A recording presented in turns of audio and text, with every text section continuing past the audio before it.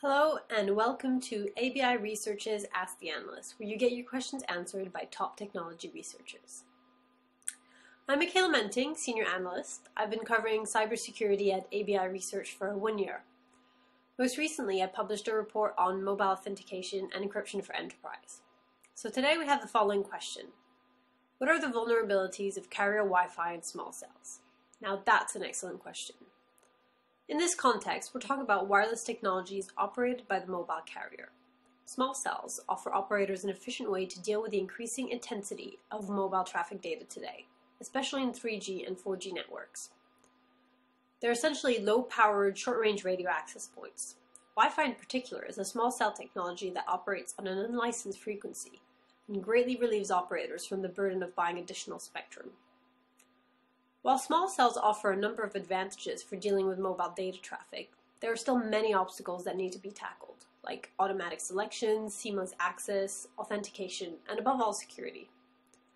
Now I want to talk about the vulnerabilities of small cells and the numerous security implications that still need to be addressed. Small cells are forming an integral part of 4G LTE networks. While for 3G, they're still primarily used to complement cellular coverage from larger macrocell towers, in LTE, small cells, and in particular femtocells, will be used to increase the capacity of the network. Because LTE backhaul networks is based on a packet architecture as opposed to circuit switched, all IP-related vulnerabilities can now affect LTE networks as well. Traffic generated by small cell devices, whether in public spaces or in closed groups like enterprises, are directly routed to the operator's core network, either via the traditional RNC in the case of 3G, or directly with LTE.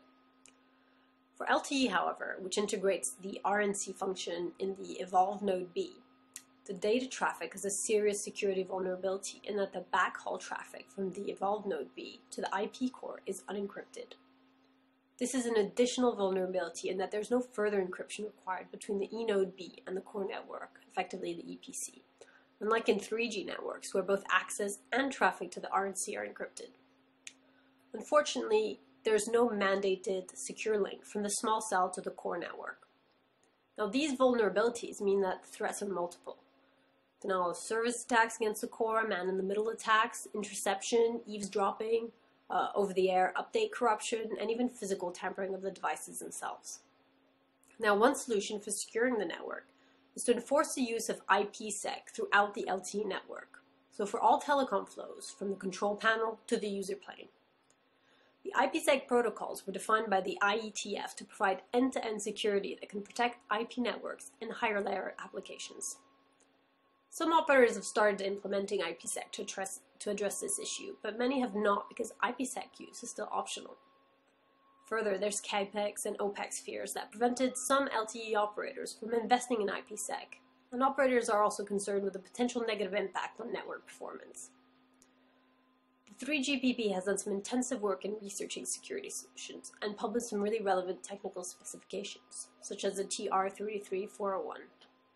Now this document and related documents defines a security architecture for LTE, and a set of mechanisms to be implemented in the different network and service domains.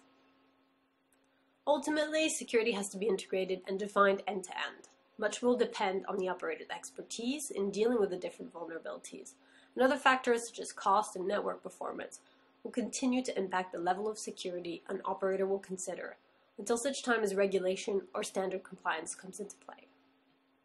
So to recap, what are the big vulnerabilities for small cells?